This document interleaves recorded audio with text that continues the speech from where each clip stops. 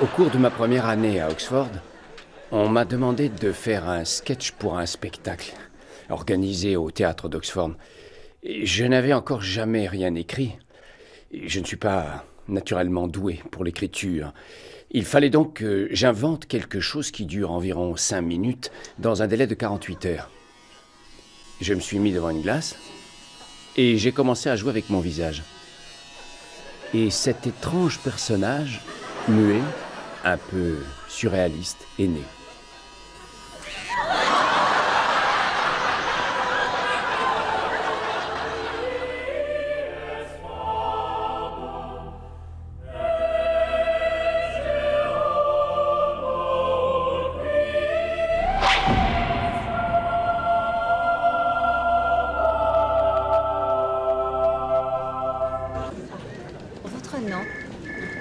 Mr. Bean est le nom qui a été donné au personnage que Rowan endosse pour être comique.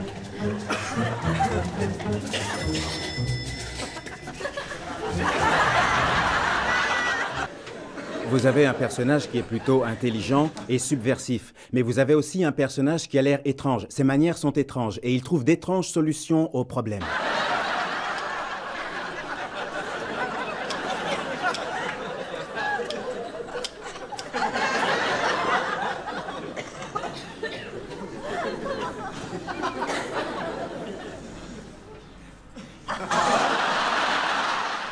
Mr. Bean est un anarchiste. Je crois que c'est un inconscient. Cela dit, il essaye de mener sa vie sans réaliser qu'il sème toujours la panique. Monsieur désire goûter le vin de la maison? Oh oui, merci.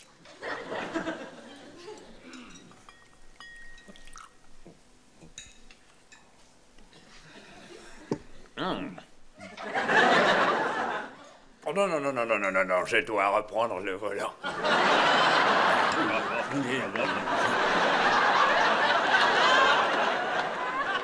Il est parfois très méchant. Il lui arrive de faire des choses plutôt horribles.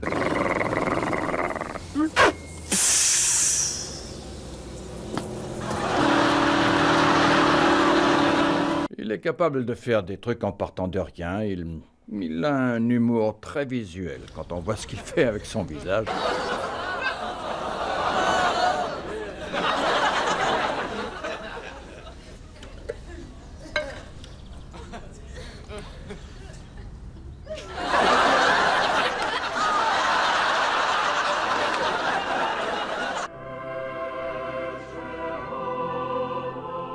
L'histoire de Mr. Bean est étroitement liée à celle de Rowan Atkinson. Bien que Mr. Bean soit né en 1989, Rowan développait le personnage depuis de très nombreuses années déjà. À chaque fois que nous pensons à Mr. Bean, aux réactions qu'il aurait ou qu'il pourrait avoir dans certaines situations envisagées, à chaque fois je le vois comme un petit garçon de 9 ans, je l'imagine toujours ainsi. À cet âge-là, nous sommes tous des anarchistes au fond de nous et je pense que Mr. Bean est un anarchiste. Il suit les règles tant qu'elles lui conviennent. 3, 4. Rowan Atkinson a suivi ses études à la manécanterie de la cathédrale de Durham.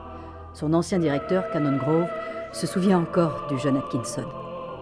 Nous avions un membre du personnel nommé Cyril Watson qui montait des spectacles. Et une année, il a choisi San Jaune.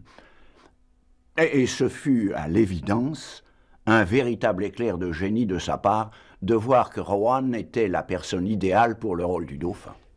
C'était une véritable tapette. Je pense que c'est la seule et unique fois que j'ai dû interpréter un tel personnage d'homosexuel. Shaw avait lui-même décrit le personnage du dauphin comme étant une petite créature pathétique et pourtant irrésistible, avec un grand sens de l'humour et toujours capable d'obtenir tout ce qu'il voulait à la fin. Et cela correspond un peu à ce qui est aujourd'hui Mr. Bean.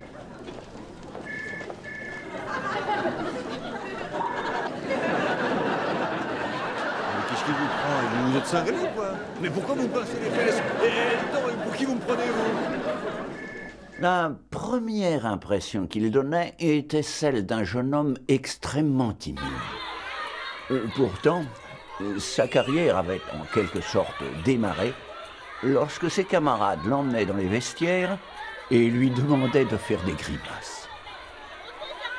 Je me souviens d'avoir fait mes premiers spectacles dans les vestiaires de la manécanterie devant mes camarades. J'avais 10 ou 11 ans.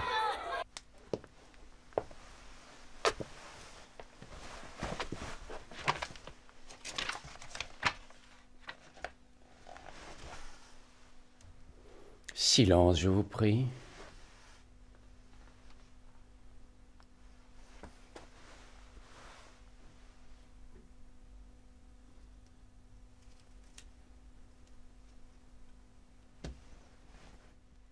Al-Azhar, Bambino, Banque,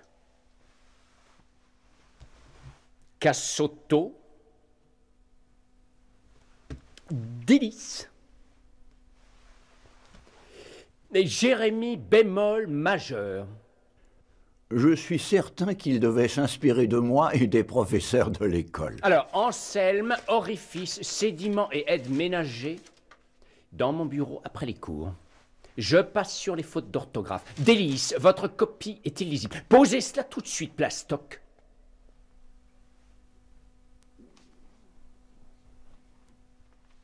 Et si je vous revois faire cela, Plastoc, je me verrai dans l'obligation de vous fesser. Vous êtes décidément une vraie tête à claque. Et faites soigner ces joues boutonneuses.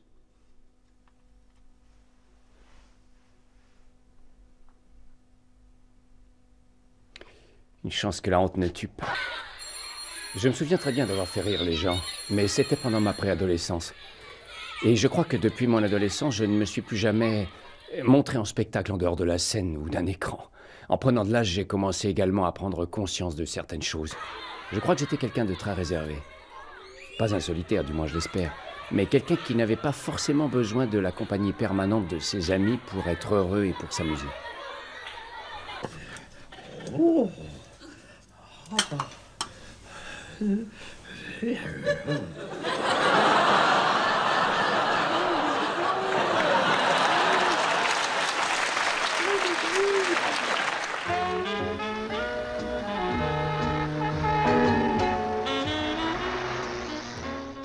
Mon intérêt pour le comique visuel m'est venu en découvrant un film de Jacques Tati qui s'appelait Les vacances de Monsieur Hulot, que j'avais vu lorsque j'étais en terminale.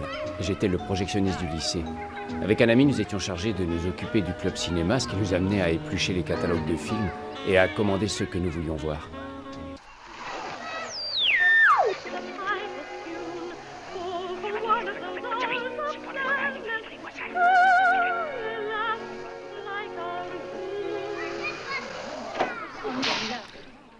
Il représentait tout ce que j'aimais. J'ai adoré ce film. Jacques Tati ne faisait aucun compromis. Il avait un sens du comique et de la mise en scène que j'admirais beaucoup. Et donc, mais ça n'a été qu'une expérience filmique qui m'a influencé d'une manière subliminale. Monsieur... Hein? Comment? Vous permettez. Hulot.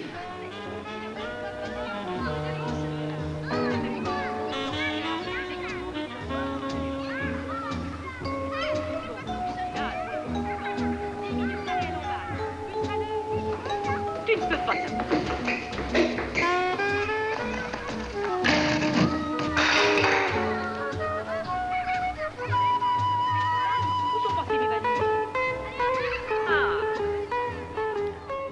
C'est quelque chose que j'ai oublié pendant les 3 années où j'ai été à l'université de Newcastle. Après quoi, je suis allé à Oxford, à l'université, et ça n'est qu'à partir de ce moment-là que c'est remonté à la surface. Mon éducation et mes goûts naturels étaient plutôt nordistes. Et soudain, je me retrouvais dans un environnement plutôt sudiste, si l'on peut dire. Et je travaillais avec des amis, enfin je fréquentais des amis de mon âge qui étaient tous, qui étudiaient les classiques de la littérature française et anglaise, alors que moi j'étais plutôt sciences et techniques. Lorsque je l'ai rencontré pour la première fois, il était très nerveux. Et il était bizarre. Enfin, je pense qu'il était nerveux quand il se trouvait dans un entourage féminin en général. J'avoue que j'ai trouvé cela très attirant. Ah, Lorraine. Bonjour, Robert. Vous faites quoi le soir? Je vous demande pardon. Est-ce que Vous mangez le soir ou autre chose? Eh bien, en général, je dîne, oui. Ah oui. Oui. Bien, je dîne aussi, oui. Je vais souvent dans un pub près de chez moi. Mais ce soir, j'ai envie de changer un peu pour quelque chose de beaucoup mieux. Et j'ai envie d'aller dans un endroit de vraiment bien. Ah. Vous voulez que je vienne avec vous? Non, je ne voudrais pas vous embêter. Si, ça serait vraiment génial. Dès son entrée à l'université d'Oxford, Rowan a fait la rencontre fortuite d'un étudiant, auteur de comédie. J'ai lu une petite annonce dans le journal de l'université qui disait en gros « Nous voulons monter un spectacle comique ». Il donnait rendez-vous à je ne sais plus quelle heure, tel jour, tel endroit. Alors je me suis dit, pourquoi ne pas aller voir ce qu'ils font, ça peut être intéressant, et Richard était là. Rowan et moi, nous nous sommes connus lors d'une réunion d'auteurs de script où nous n'étions pas très nombreux, organisés chez un de nos profs. C'était pendant l'été 1976, et je me souviens qu'il était très brillant, très bavard. Tout le contraire de moi. Oui, il était plutôt silencieux. Il n'a rien dit pendant les 2 heures de réunion. Mais Richard a réussi à inventer je ne sais plus quel bobard pour expliquer ma présence et la raison de ma très grande discrétion. Et finalement, un jour, on nous a demandé si nous avions quelque chose pour le spectacle. Qu'est-ce que nous avions prévu? Et Rowan s'est levé tout d'un coup pour nous faire 2 sketchs sur lesquels il travaillait. Ce qu'il nous a fait était tellement génial que j'en suis resté assis. C'était la première fois qu'il parlait. Ces sketchs étaient absolument magnifiques.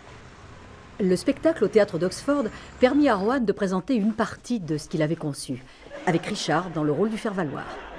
Au sommet de la pyramide du monde élisabétain se situe le roi. L'action dépend du caractère du roi. C'est pourquoi il existe tellement de sortes de rois différents. Nous avons le roi complaisant. Le même avec un handicap physique. Le même mais avec 2 handicaps physiques. Puis nous avons le malade. Un de ceux à avoir vu un de ces spectacles de la première heure est le producteur de la BBC, John Lloyd. Ça ne ressemblait en rien à ce que j'avais l'habitude de voir parce que, en partie à cause du génie de Richard Curtis qui osait dans certains cas approcher de manière inattendue des thèmes surprenants, quel que soit le sujet, il allait jusqu'au bout. Et même si cela semblait surréaliste sur le papier, sur scène, le résultat était toujours étonnant, comme le sketch où l'on voit apparaître un petit monsieur, poursuivi sans arrêt par un spot qui ne lâche pas une seconde, pendant qu'on entend une musique jouée par une clarinette. Curtis n'obéissait à aucune règle d'écriture dans ses sketchs. Ça ne ressemblait à rien de ce qui se faisait à l'époque du style Monty Python. Le spectacle était généralement en majorité visuelle, une sorte de mime, et dans l'un des sketchs de l'époque, Rowan imitait un concertiste de piano, interprétant une sonate.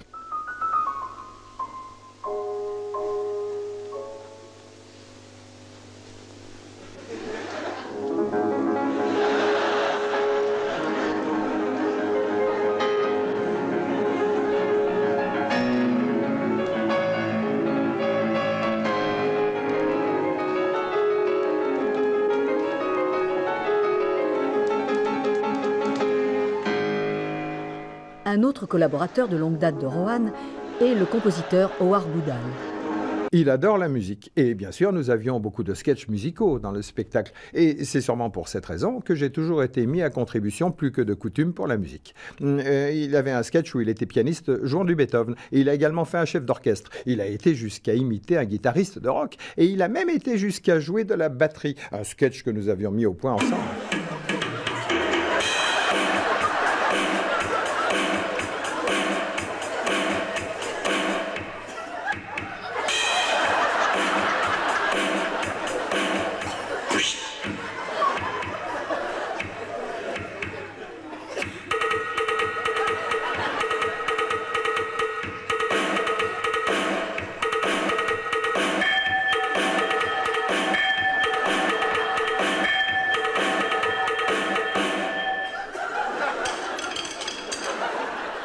Eh bien, j'étais un ami de Richard Curtis, qui était à l'époque le faire-valoir de Rowan dans le spectacle. En fait, il tenait le rôle que j'ai repris plus tard dans le one-man show de Rowan. Bonsoir et bienvenue au Théâtre Antique de l'Université de Boston. Il y avait différents sketchs, différents personnages, chacun d'eux ayant une partie de ce qui allait devenir Mr. Bean. Je me souviens de celui où il était... d'un sketch qui parlait du premier rendez-vous. La première étape, très importante lorsque vous passez prendre votre amie, est de ne pas avoir l'air d'un abruti lorsqu'elle ouvre la porte. Le mieux est de faire comme si votre attention avait été attirée par autre chose. Mais au moment où vous la remarquez, il est vital de lui faire immédiatement des compliments sur sa beauté. Mais n'en faites pas trop. Il fait très attention à tout ce qu'il fait. Il répète énormément et il a toujours le même spectacle chaque soir. Ça ressemble plus à la préparation d'une pièce. Et je dirais qu'à cet égard, c'est plus un acteur qu'un comique. Le fait qu'il répète, qu'il passe un temps énorme à travailler la dynamique d'une scène particulière. Une fois à bord, il y a différentes façons de conduire. Si vous conduisez ainsi...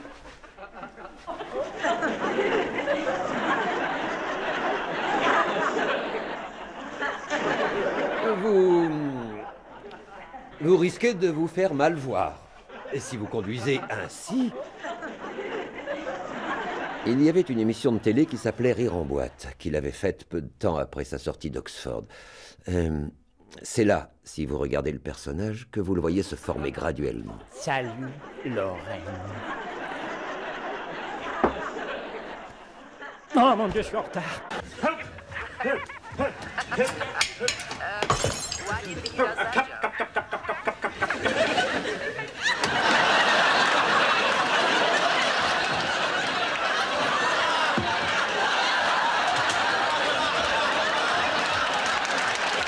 Richard Curtis et moi avions écrit un spectacle entier pour Rowan, avec de nombreux sketchs différents.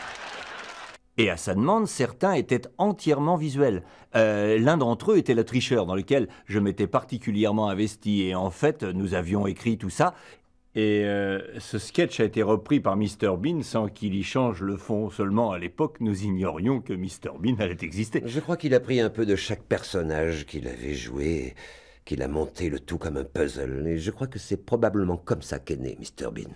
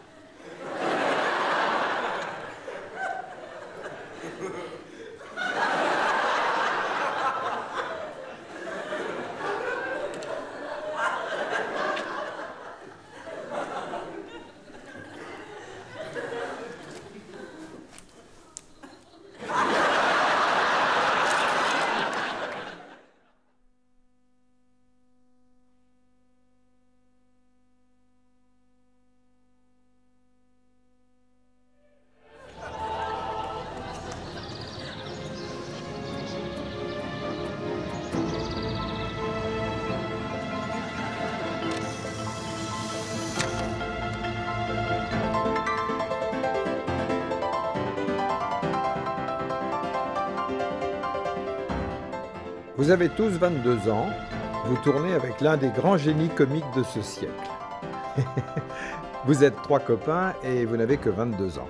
Et comment réagissez-vous? Parce que le soir, à la minute où Rowan monte sur scène, il a devant lui un public de 3 ou 5 000 personnes dont il fait ce qu'il veut. C'est un don fantastique, nous n'en parlions quasiment jamais, mais c'est ce qui arrivait tous les soirs. Ah, bonsoir. Je suis content que vous soyez tous ici. Alors, comme les plus perspicaces d'entre vous l'ont sûrement réalisé maintenant, ici c'est l'enfer. Et j'en suis le patron. Bonsoir, mon cher. Mais ici, tout le monde m'appelle Diabolo, c'est plus rigolo. Je tiens à ce que l'ambiance soit décontractée entre nous. Aussi bien qu'en diable. Et c'est un petit jeu de mots de ma composition. Je le dis à chaque fois. Bon, alors, les meurtriers de ce côté, s'il vous plaît. Merci beaucoup. Les brigands et les pilleurs de ce côté. Les voleurs, si vous voulez bien vous mettre là. Les avocats, vous êtes dans ce groupe. Avancez, s'il vous plaît. Ils sont vraiment charmants. Les méchants sont toujours plus amusants à jouer que les gentils. Oui, c'est un fait bien connu. Et j'adore les rôles qui ont une très forte agressivité. Je ne peux pas dire pourquoi, mais j'ai toujours trouvé ces rôles plus amusants. Ceci, par exemple, ne risque pas de faire de gros dommages, alors que ceci peut créer une certaine forme de blessure superficielle. Et bien sûr, ceci... Dans le film The Tall Guy, sorti en 89, Rowan Atkinson joue le rôle de Ron Anderson. Un comique à succès, mais vous hautement constatez que le égoïste. résultat est saisissant et qu'il est concluant. Alors, Il y a eu un moment très marrant quand je lui ai envoyé le script de The Tall Guy et que le personnage écrit pour lui s'appelait à ce moment-là Rowan Atkinson, une sorte de clin d'œil, et il m'a appelé pour me demander quel rôle je voulais qu'il interprète parce que lui aurait sûrement préféré celui de Jeff Goldblum.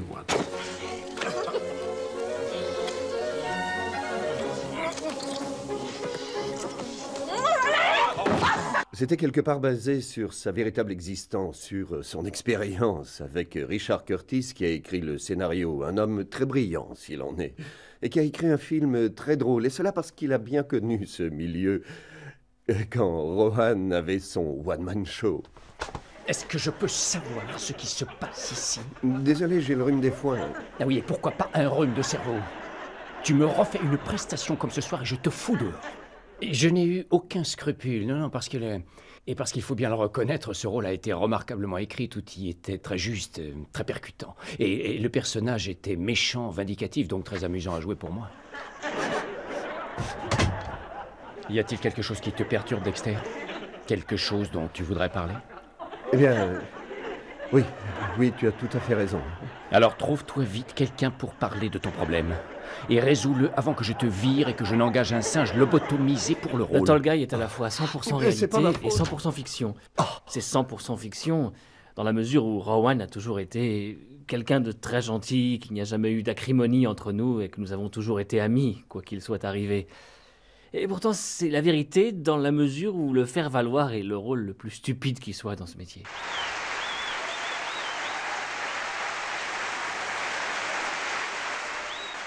Je crois que nous avons eu malgré tout quelques difficultés à admettre qu'il devienne vite célèbre alors que nous en étions au même point. Et ça se passait bien avant que Richard ne devienne un scénariste célèbre et je crois qu'il fallait un certain temps d'adaptation dans nos rapports. Et je crois en particulier pour Rowan, ça a dû être difficile pour lui de rester à notre niveau. Nous nous demandions toujours s'il allait payer le repas ou non. La seule chose pour laquelle Rowan a été assez dur au cours de cette période est qu'il avait énormément de mal à parler d'autre chose que de son one-man show. Oui, je me souviens de lui avoir dit une fois, on regardait une affiche du spectacle Rowan Atkinson dans son one-man show, et je lui ai dit, tu ne trouves pas que quelque chose ne va pas dans l'affiche? Et il a dit, ah oui, c'est vrai, les lettres devraient être vertes et non jaunes. Et je me suis dit, tais-toi, n'insiste pas.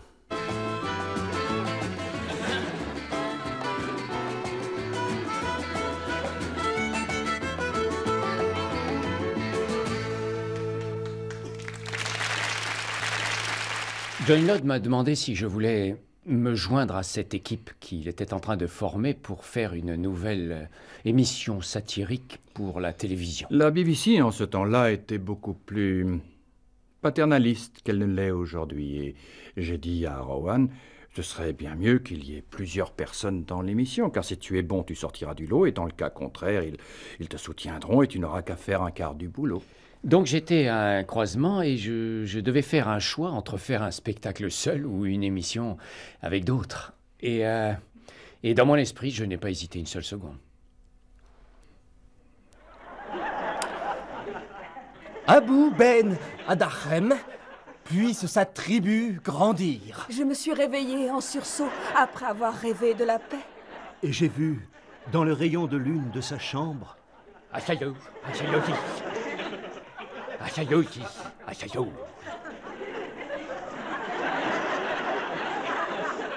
Et à la forme présente dans sa chambre, il dit... De quel droit êtes-vous là?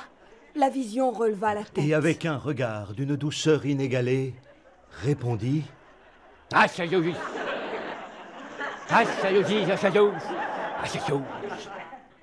Dans cette émission, Not 9 O'Clock News, je n'ai pas... Ma spécialité, qui était le comique visuel, n'a été que rarement autorisée à exploser. Quant aux autres, ils vont voir un mime qui se nomme... Attention, le premier qui rigole, je le mets à la porte. Interdiction de stationner. Qu'est-ce que j'ai dit?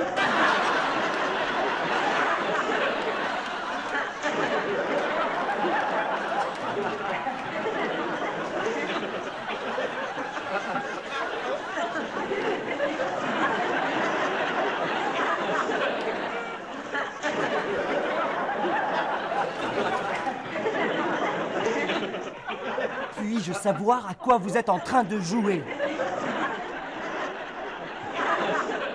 Vous dites? Je suis le mime. Vous pouviez pas le dire tout de suite? Bien, on y va avec le mime. Je suis un mime, mon corps est mon outil. Les idées que nous avions pour les personnages visuels n'étaient jamais définitives, je dirais. Mais l'homme qui se prend un arbre en pleine rue a été l'un des rares gags à avoir fait l'unanimité. Oui, je me souviens que Richard Curtis et Rowan étaient arrivés de bonne heure au studio et qu'ils m'avaient dit « Lisa, on n'a jamais rien fait de meilleur ». Et le sketch se déroulait ainsi. Rowan marche dans la rue et il aperçoit la caméra et il finit par se faire un lampadaire. J'ai tourné la page en espérant que j'allais découvrir la chute et j'ai dit « Qu'est-ce que c'est? Où est le gag ?» Alors ils m'ont dit « C'est très drôle ». J'ai dit « Ça n'est pas drôle du tout, ça ne fera rire personne ». Alors ils m'ont demandé s'ils pouvaient le faire, ils m'ont demandé s'ils pouvaient le tourner. J'ai dit d'accord, ils sont partis avec une caméra et ce qu'ils ont fait a été génial.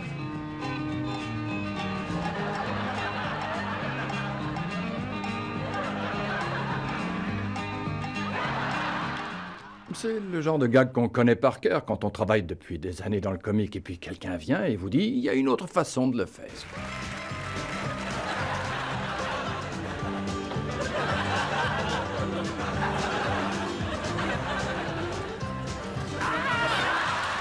Il n'a jamais eu à faire de compromis. Il a toujours fait plus ou moins exactement ce qu'il voulait. Les seuls compromis qu'il ait pu faire étaient plutôt par rapport à sa mère, en évitant de dire des mots grossiers de façon à ne pas la choquer.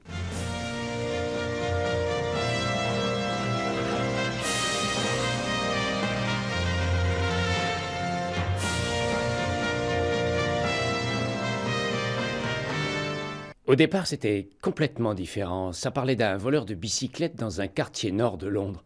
Et avec le temps, c'est devenu ça, cette saga médiévale. Et ce qui est marrant dans cette histoire, c'est que je ne sais pas comment on en est arrivé là. Je cherche des informations à propos de la vieille femme. Oh, la vieille femme. La vieille femme. Oui, la vieille femme.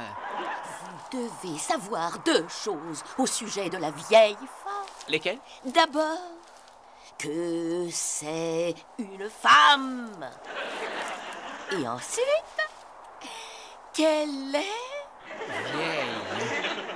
Bon, vous la connaissez alors? Non, c'est une pure coïncidence. J'ai dit cela sans réfléchir. Mais la raclée que je vais te mettre ne sera pas une coïncidence si tu ne m'aides pas. Ce que j'aimais dans La Vipère Noire, c'était ce mélange de caractères des personnages. Baldric, c'était le truc le plus repoussant que j'ai jamais vu. Où l'archevêque de Canterbury s'est mis tout nu devant toute la cour. Et qu'il a écarté les bras au milieu du couloir en prétendant qu'il était une porte. Je t'en prie, ferme la Bolderie, tu es capable de rire d'une tragédie de Shakespeare. La Vipère Noire était devenue très compliquée vers la fin de la série. C'est important de le dire parce que nous étions, disons, 6 ou 7 personnes à travailler dans la même pièce et tous capables, les uns comme les autres, de réaliser toutes sortes de projets. Et on essayait de concentrer toute notre énergie créatrice dans une situation comique en 2 dimensions. Permission de chanter bruyamment, monsieur. Permission accordée. Bon, bon, bon bateau, tu navigues sur les flots, pantalon ouvert et descendu, Dieu que la vie est belle. Fabuleux, rien ne vaut la vieille éducation des bonnes sœurs. Oui, monsieur. Bonne chance. Alors, voilà un homme courageux. Votre nom? Baldric, général. Alors, mon gaillard, vous avez l'air d'avoir la patate. C'est la super pêche. Ça vous démange d'aller bouter ces renégats de fridolins? Le général vous a posé une question. Je sais, monsieur, mais je n'ai pas compris de quoi ce qui me cause. Vous êtes pressé d'aller affronter nos ennemis? Non, mon général, je suis absolument mort de trouille. J'ai toujours adoré la franchise et le sens de l'humour. Ne vous en faites pas, mon garçon. Si vous avez une faiblesse, souvenez-vous que le capitaine et moi serons derrière vous. À près de 50 km derrière, mon général. Vous avez deux personnages principaux interprétés par Rowan. Il y a les abominables salauds qui sont le maître d'école et la vipère noire. Et il y a le naïf amusant.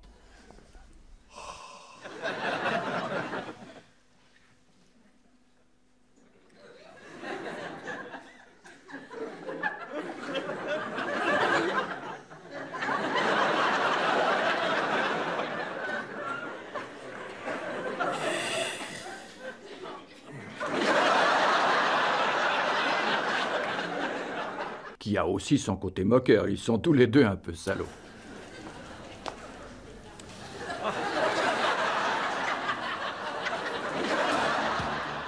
En 1989, après avoir envisagé tous les noms possibles et inimaginables, le petit monsieur un peu naïf a été baptisé Mr. Bean. Le succès immédiat obtenu par cette comédie hors du temps fut tout à fait inattendu. L'une des raisons de cette réussite était la préparation très minutieuse qui précédait chaque tournage de sketch. Je ne suis pas du tout certain d'aimer faire l'acteur. Parce que je trouve ça très angoissant et difficile. Je préfère la mise en place, réfléchir aux gags et contribuer à la création et à l'élaboration des séquences. Descends la fenêtre ou tu sors la tête, comme tu veux, de façon à ce qu'on te voit dès le départ, avant de descendre du train. Non, c'est pas nécessaire de voir la fenêtre descendre. On peut se contenter de la main qui passe par la fenêtre et qui tâtonne à la recherche de la poignée. Dans Mr. Bean, chaque geste, chaque instant est méticuleusement calculé. Non, je ne sais pas, je ne pense pas. Je le verrais plutôt arriver à cette hauteur déjà en train de chercher. Tu vois ce que je veux dire? Que ça donne déjà une idée. Ou alors qu'on n'ait pas encore l'impression qu'il sait déjà qu'il a perdu son ticket pendant le plan d'ensemble. Mais il peut le chercher, tout en étant encore sûr de lui. Oui. Et ensuite, en plan rapproché, on peut commencer à voir qu'il s'inquiète en faisant toutes ses poches. Oui. Mais je pense que ça serait mieux comme ça. Si cet angle fonctionne mieux, c'est génial. Le changement de direction, si tu vois ce que je veux dire. Je sais très bien que sur 10 suggestions que je vais proposer, seuls 3 ou 4 ou 5 vont peut-être se retrouver dans sa ligne de pensée. Mais ce qui m'énerve le plus, c'est que la grande majorité du temps, c'est toujours lui qui a les idées avant les autres et que je me retrouve à devoir choisir entre être bouche bée d'admiration ou prendre sur moi et lui dire « Oui, c'est ce que je pense également et il est fort probable que ça marche. » Et là, je dois me sauver et me jeter sur le caméraman avant lui.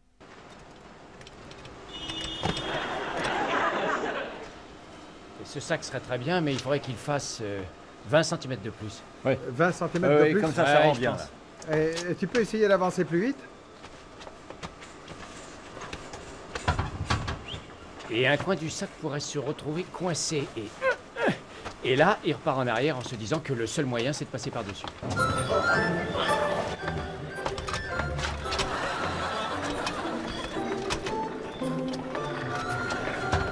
Le co-auteur, Robin Driscoll, a collaboré avec Rowan sur les improvisations de la série de Mr. Bean. Il croit qu'il est du bon côté de la barrière. Et là, au lieu de ramper comme avant, il peut éventuellement se relever et il part en courant.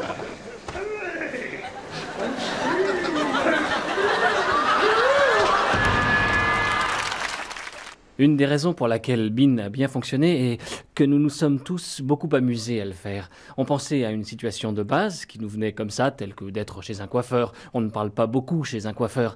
À partir de là, que peut faire Mr. Bean? Voilà. Suzy? Allô? Ensuite, on se met au bureau et on fait comme si on se trouvait devant une page blanche. On envisage les situations possibles. Oh, yeah.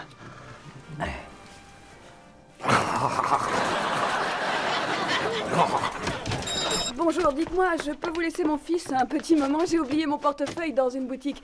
Vous lui faites une coupe courte, hein, s'il vous plaît. Sois gentil, Jamie. Excusez-moi, mais j'ai l'impression que... J'ai l'impression que si cela arrivait, Bean dirait ce que toute personne normale dirait dans le même cas. Ah, attends une minute, il va revenir, et puis je suis le premier. Non, tu comprends, moi je suis pas le vrai coiffeur, il est juste là, dans la pièce à côté. Donc je ne pense pas qu'il fasse immédiatement la démarche de prendre la place du coiffeur, à moins qu'il y soit incité. Je pense que Jamie pourrait dire quelque chose dans le style « Qu'est-ce que vous attendez ?»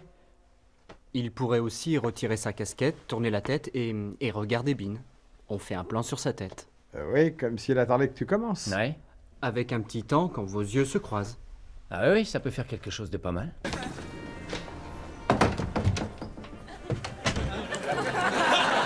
Oui, c'est sûr, oui, c'est très bien. Oui, c'est excellent. Ouais. Bon, autre chose.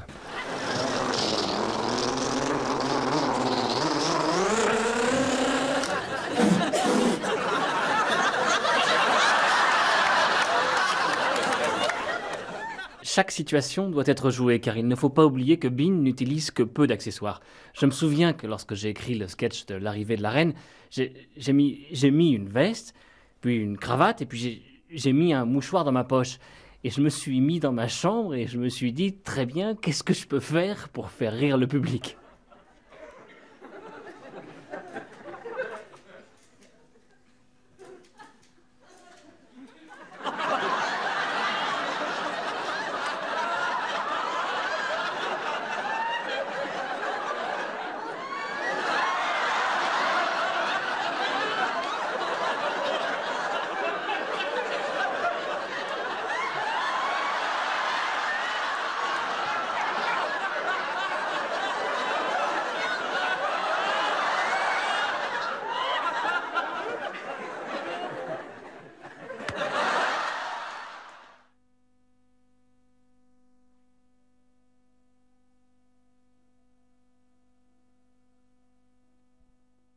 Il est très drôle et il est stupide.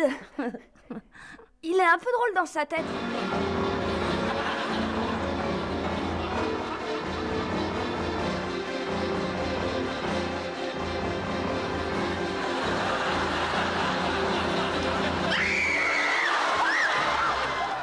J'aime bien Mr. Bean, surtout parce que il fait des tas de grimaces avec sa figure.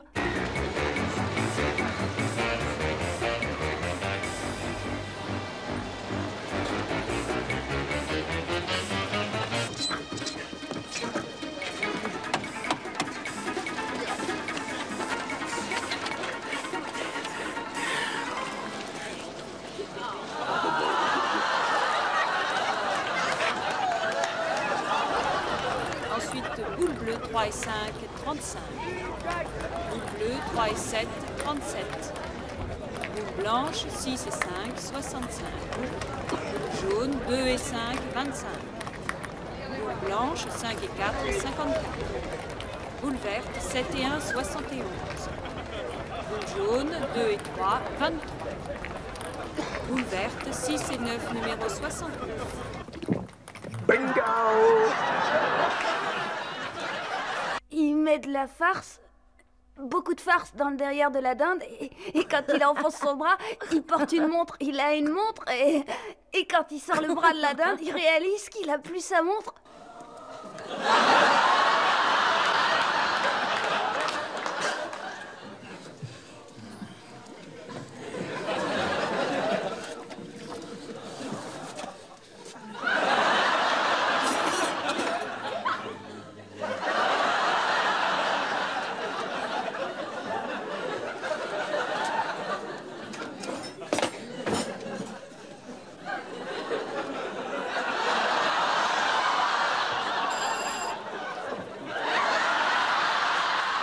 La dinde est sur sa tête et quand son ami arrive, il voit plus rien du tout.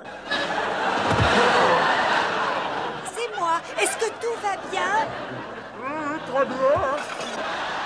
Je crois qu'il est un peu imbécile. Good Good evening. Call it Bean-O-Mania. Madame Ten, here's Mr. Bean. O como una alubia y se llama eso, Mr. Bean. Nous verrons bientôt sur France 3 Mr. Bean. Ladies and gentlemen, please welcome Mr. Bean. La barrière du langage n'existant pas, Mr. Bean est devenu un vrai succès international. Et près d'une centaine de pays dans le monde l'ont déjà vu. Mr. Bean a été créé dans l'idée de devenir international. Rowan a eu la révélation au cours d'un voyage en Italie. Je me souviens, j'étais à Venise et tous les vendeurs de souvenirs vendaient des posters de George Michael et de Phil Collins et de Duran, je crois, à cette époque. Et c'est là que je me suis dit, regarde, ils sont tous anglais et beaucoup d'étrangers font la queue pour acheter leurs photos. Pourquoi un comique n'aurait-il pas une dimension internationale ? Il ne fait plus aucun doute qu'avec Mr. Bean, Rowan Atkinson a atteint cette dimension internationale. C'est un pays extraordinaire. La série Mr. Bean ne parle pas de sexe, de drogue ni de rock'n'roll. Mais les cassettes vidéo se sont vendues en quantité incroyable. Et Rowan est aujourd'hui aussi bien payé qu'une vedette de la chanson. Tout cela après avoir tourné seulement 40 épisodes d'une demi-heure de Mr. Bean. Je n'ai jamais essayé d'avoir la notoriété d'une vedette de la chanson, je l'avoue, mais nous en avons fait l'expérience une fois. C'était à Amsterdam. Je faisais une séance de dédicace de vidéos de Mr. Bean, et tout d'un coup, il y a eu une sorte d'émeute.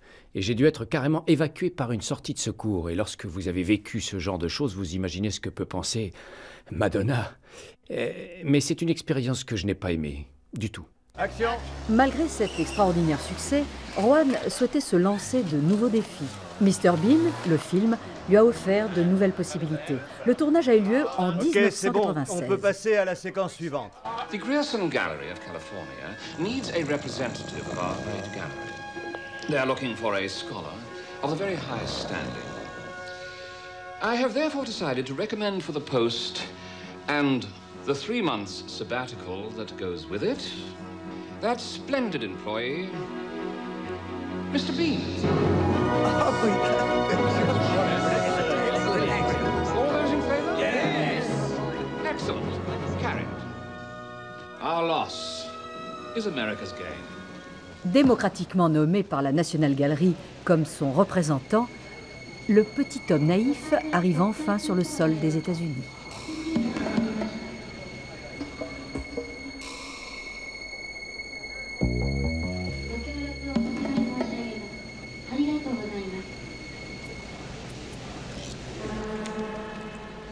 Il a ce que l'on peut appeler une chaude réception dans l'aéroport. Et immédiatement, il se met du mauvais côté de la barrière.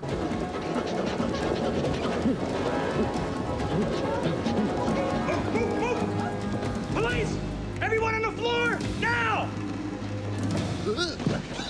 Not you, sweetie.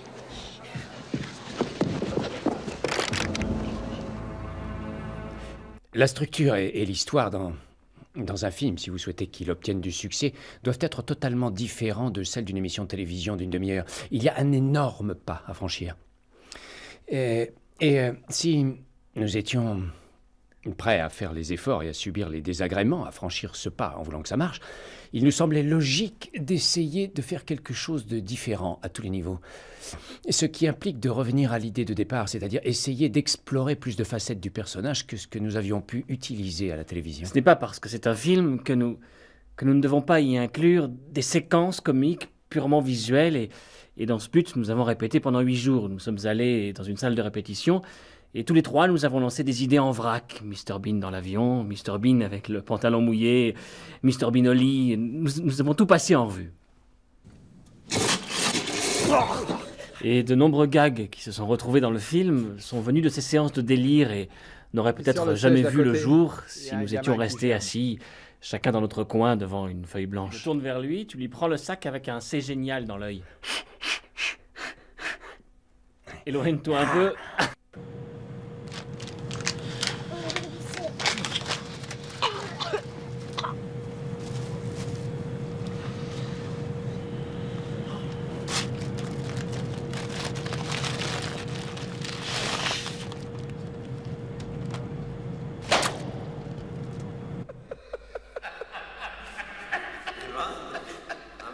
Rowan a toujours préféré travailler avec un petit cercle de collaborateurs.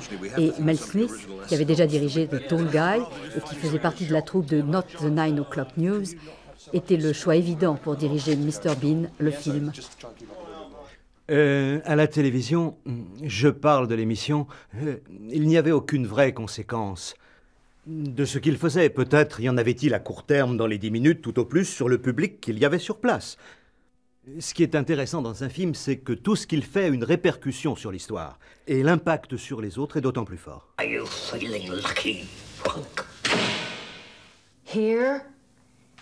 In our house for 2 months? Oh, David, what? Suddenly there's no hotels in Los Angeles? Okay, there's no need to get excited here. I just thought, you know, this is the Royal National Gallery of England's top man. I thought it'd be very exciting to have around, to learn from and talk to. And... So do we know anything about our new best friend? No, I think they might have mentioned it if he was a notorious serial killer. He's a genius, huh? That's what they tell me. Well, it looks like a fruitcake to me.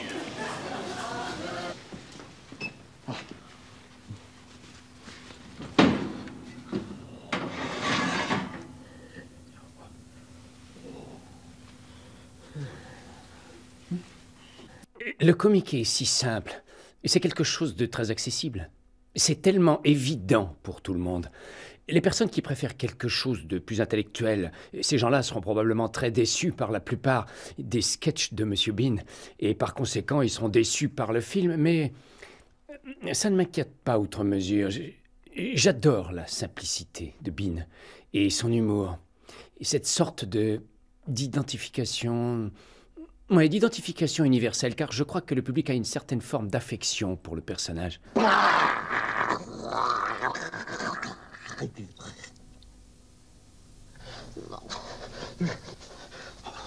Wake up. Wake up. I don't know what to say about Bean. He's clearly a Force 10 disaster area, but God, help me. I like him.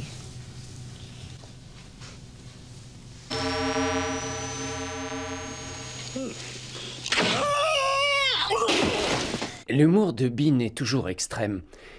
Mais ce que j'aime le plus, c'est quand, par exemple, il est assis chez le dentiste. Il attend que le médecin s'occupe de lui, il ne se passe rien, et vous le regardez, et lui, il trouve toujours un moyen de tuer le temps. Et ça m'amuse énormément.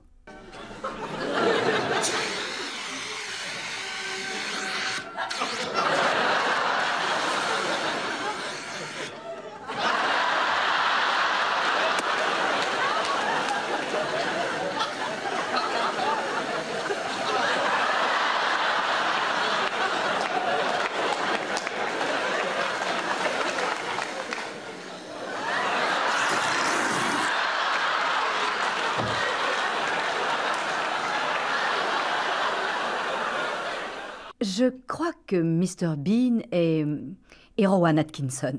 Il y a peu de différence entre lui et Bean. C'est peut-être la personne qu'il voudrait être dans la vie. Donc je crois que les deux sont en fait très proches l'un de l'autre. Et si vous voulez montrer une situation visuelle, je crois que le personnage ou la personnalité que vous créez dans le but de faire du comique visuel, le personnage c'est vous. Vous faites voir une partie de ce que vous êtes, des choses qui font dire à ceux qui vous connaissent que ça c'est une partie de vous. Ce qui confirme ma théorie, selon laquelle vous n'avez qu'un seul bon et convaincant personnage visuel comique en vous. Personne n'en a plusieurs.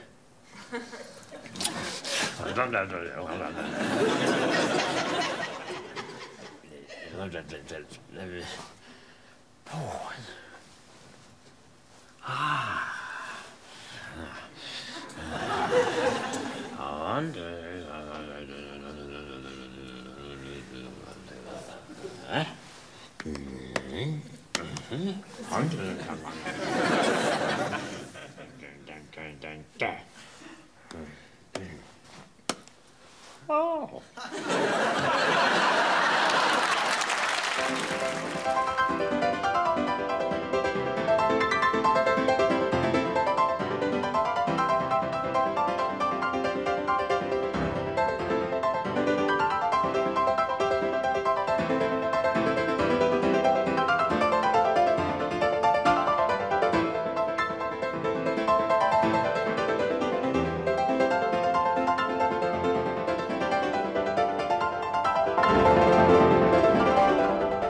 Je me demande parfois où je serais aujourd'hui si je n'avais pas décidé un jour de faire le grand plongeon, d'écrire aux agents et de suivre cette carrière. Il est possible que je serais dans un petit laboratoire de recherche de Swindon, jouant dans une troupe d'amateurs tous les 3 mois. Et au fond, je pense que j'aurais été très heureux.